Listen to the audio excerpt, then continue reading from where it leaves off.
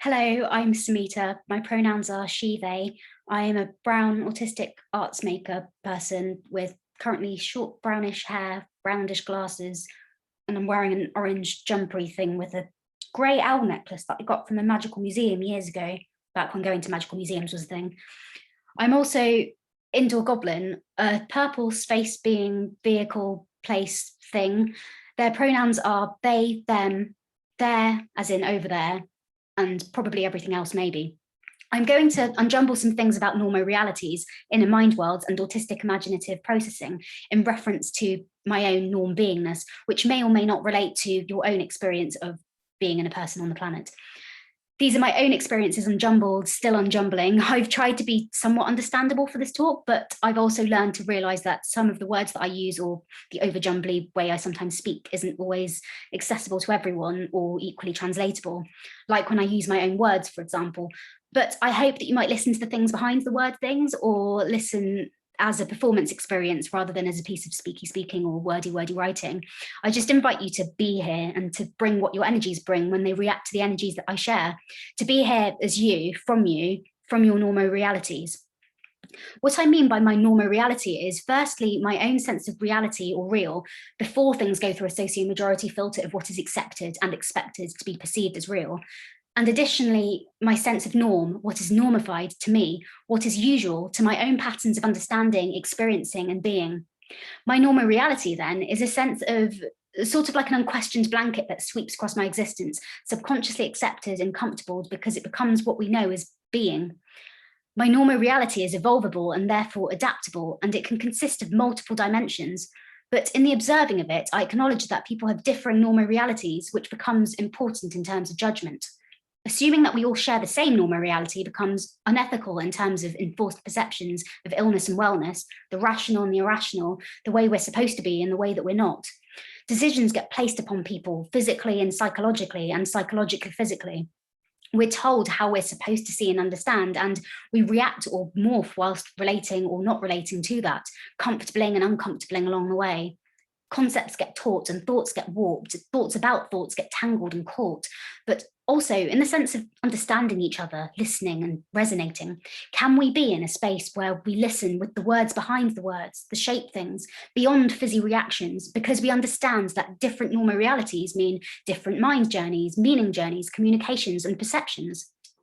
That's not often easy when they clash with our normorealities. And of course there would be clashes because we build our own moral systems in order to be able to make decisions. My moral systems are full of questioning and conflicting, coexisting inner things. That's a reflection of and a main flavour of my normoreality. A part of finding out about being neurodivergent includes the realisation that not everyone is experiencing the same way. It's not just we're all experiencing the same and some are better or worse at it. For example, as an adult, I began asking people whether they got nervous before an exam and whether they got that same exam feeling before leaving the house or going in a shop or any other supposedly ordinary but definitely alien thing to assess my own anxiety levels. I'd assumed everyone had that sick feeling as often as it was the norm for me. Reflecting on being autistic for me doesn't so much mean thinking that I see the world in a different way to everyone else, but that we experience the world in different ways. And the way I personally experience it might not be the same as the non-autistic majority, and it might not be the same as the autistic majority either. Someone else who sees the world in different ways is Pablo from the TV show Pablo, as in he literally sees the world in different ways through his various inner mind book animal friends who offer him differing perspectives of the situations he's in.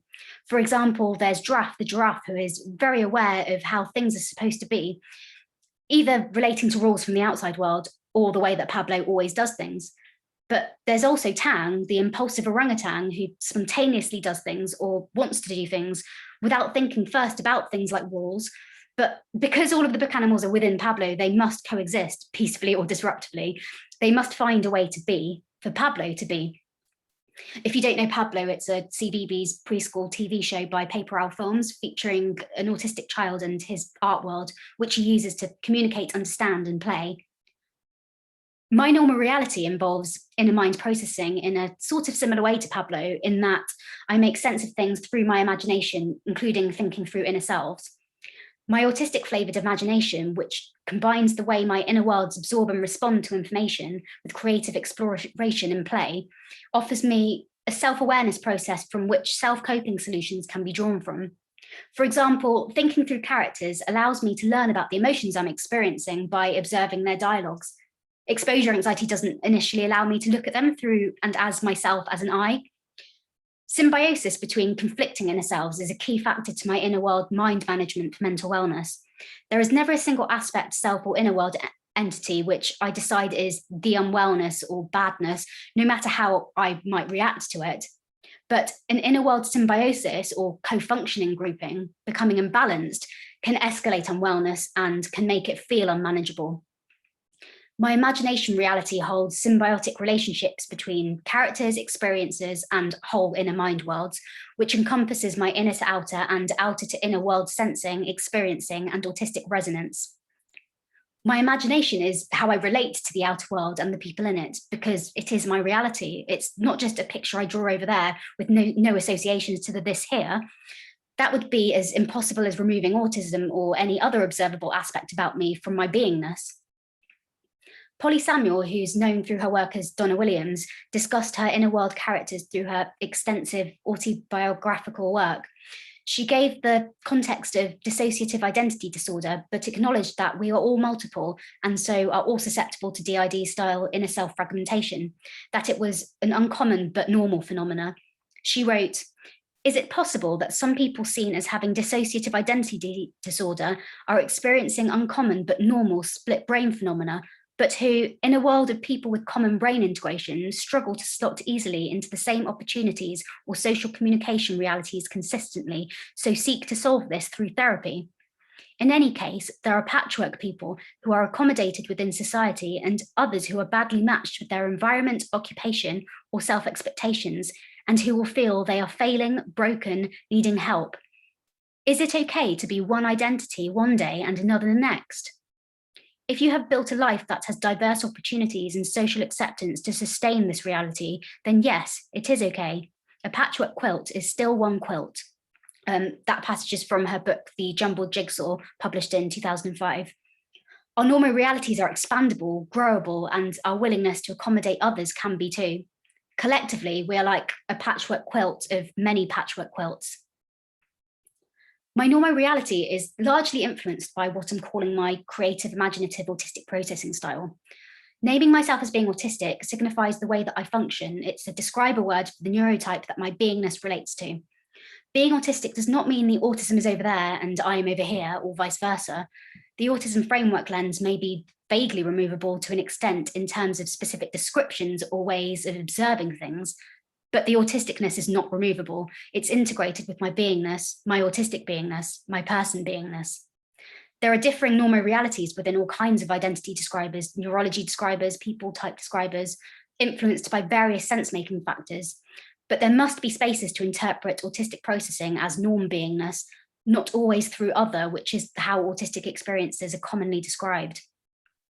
My multisensoriness is similar to synesthesia, which explains senses or perception of senses being intertwined. Dawn Joy Leong describes synesthesia as being where the environment is accessed and received via intersensory associated channels. My experience also relates to memory in the way that my mind accesses and shows me information about an environment in relation to my inner mind, which includes outer to inner mind pattern recognition, sometimes surfacing segments like a sensory search engine before I know I'm searching. So my sense making is affected by my sensing, my multisensory sensing, and instinctual autistic access to sensing channels. This shapes my normal reality in the way that I describe, experience, and translate. If I'm using metaphors or symbols, it's because that's my primary way of knowing. My creative imaginativeness is a constant visual and auditory play, and the feelings version of visual and auditory as well. It's kind of tangly, and I don't think everything was designed to be described. This affects my normal reality and my perception of other people's normal realities. Giving myself permission to use the words that I want to use unlocked translation for me. And this is why I'd encourage people, particularly autistic children, for example, to use their own describers of how they feel rather than the typical taught happy, sad, angry, etc. Words which don't often connect up with the stomach, throat, body experience that's happening. Pablo, for example, sometimes feels blur or scribbly or floaty. Deciding to use those words and telling someone how he felt would invite them to enter his world first before being told to enter theirs. The expectedness for autistic people to translate through non-autistic beingness as the default setting can become a barrier to communicating, sharing, and expressing. And that's due to a clash of normorealities taken over by the neuromajority. An increase in neurodivergent leaders can help to turn that around to be more accommodating, accepting, and inclusive. My ethnicity and cultural upbringing, being of mixed brown cultures growing up in the UK, influences not only my normoreality itself, but also the personal need to create space for me to function within my own normoreality. For example, with my indoor goblin stuff, which is a space for me to create, express, perform, and be. Not fitting inness wasn't so much a reflection of my brownness or my neurodivergentness itself, but the minority aspect of it leading to the not fitting inness, as well as functioning through multiple channels of sense making where cultural spheres seemed overlaid over each other. There was a feeling of not quite fitting in white dominated spaces at school or in brown dominated spaces at home. Being neurodivergent was an extra added aspect to that confusion. Autisticness impacted that due to the whole learning social rules thing, which non-autistic people seem to do on fast forward. Rules were often conflicting and contradicting whilst navigating multiple spaces. This likely influenced my need to create my own space where I knew what made sense and where I fit in and where I was free to be. In my arts world spaces with Indoor Goblin, for example, and developing a sense of social understanding whilst experiencing the overlaying world spheres thing likely built up my capacity to hold conflicting and contradicting thought worlds. Being a creative, imaginative, autistic person with a multi-sensory, oversensory way of experiencing got combined with my experiences of the whole not fitting inness, being undiagnosed autistic and various other factors, which made me a welcomed guest to psychosis land. Apart from, I wouldn't have previously identified my experiences as being psychosis-y, much like the way I wouldn't have previously identified with most identifier describers due to being normodivergent.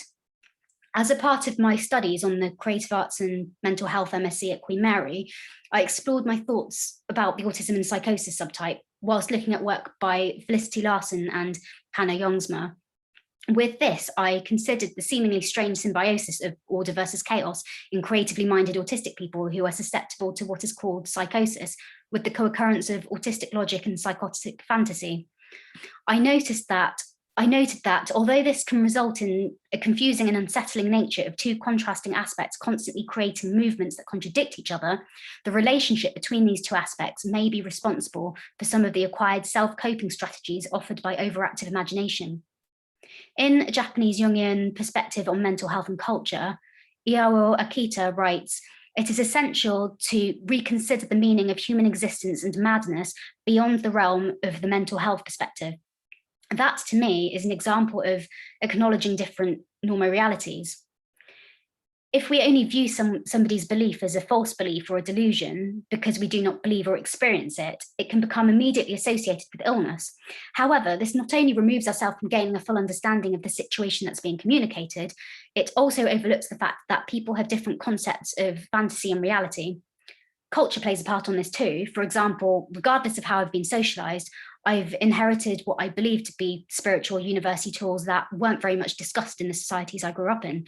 So my concepts of fantasy, reality, dreams, and visions might sometimes seem like they fit alongside mental illness descriptions, but that isn't always a true reflection of my experience. So assuming so without seeking further insight would be disregarding of my normal reality. For example, when I first began exploring the autism and psychosis subtype, I remember scrolling through the diagnostic definers of psychosis and realizing that I fit most of them whether I was unwell or not, whether I was distressed or comfortably functioning or functioning well. And some psychosis-related descriptions mirrored what I'd relate to autistic experiencing, reminding me of elemental empathy, which is a term Dawn Joy Leong uses to describe what she refers to as being an autistic alternative empathy. I don't wish my experiences of elemental empathy, autistic experiencing, or university resonance to be called psychosis, but I do want to be confident enough to seek treatment when I decide that I'm ill.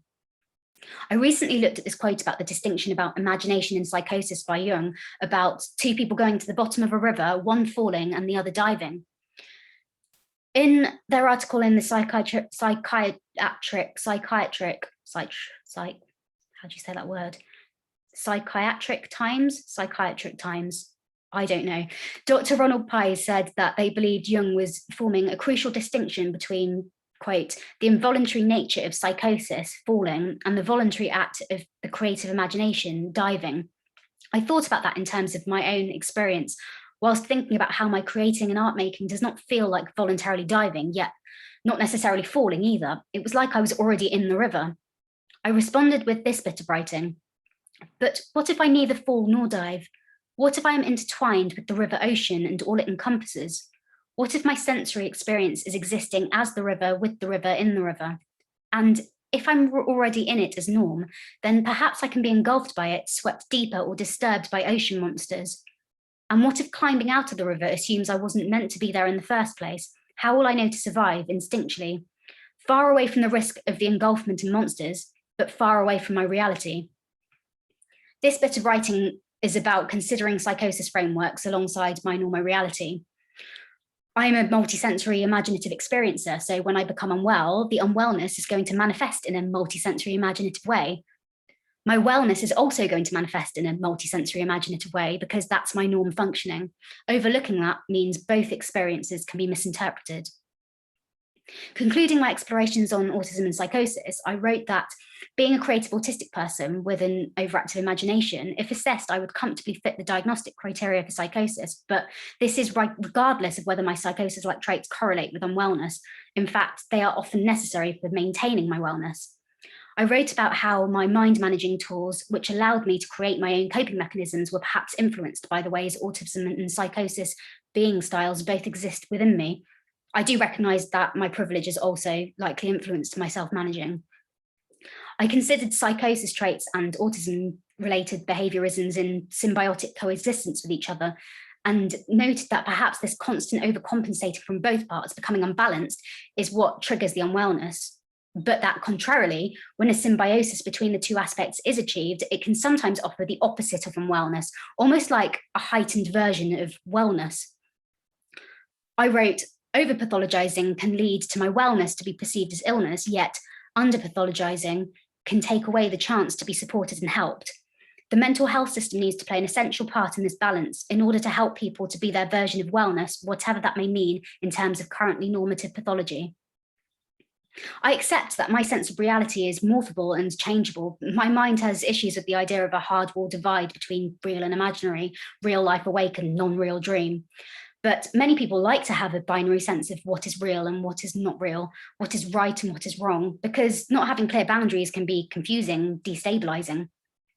If there are various versions at any one given time of what is real and what is not, how do we make sense of it? Does a collective Normoreality then become an effective no more reality? I've experienced the terror of not knowing what's real, either in terms of social anxiety, fears, or my own feelings or thoughts or thought feelings, which project upon the things that I see. And there's the annoyingness of not knowing what's real, for example, with mind memory games. When I'm looking for an object and my brain decides to project that object everywhere around the room, visually imagining, projecting, what if the object is there to make me go and look? The reaching out to pick something up and then that thing being something else or not even being there at all. Biting a fig roll and then it turns into a wooden block from a marble run. The constant deciphering between past and present, things that happened in dreamland and things that happened in this land, the way things get warped depending on what I focus on about the memory, which affects how a memory gets stored and repeated, how I or others come across in any moment. In moments of panic, a part of me tries to find the grippable boundaries between seafloor and sky sea. But acknowledging and allowing my own Normoreality to exist as norm rather than always seeing it as diversion from or reaction to norm, and allowing myself to exist through it has positively influenced my being, experiencing and sense of universe knowing in a way that I don't yet know how to explain in peoply human words. That's included understanding my own version of real, accepting and defining those coexisting worlds as being as real as I feel that they are, as real as I know that they are.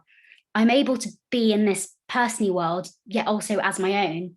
I can bring my own frameworks to the frameworks.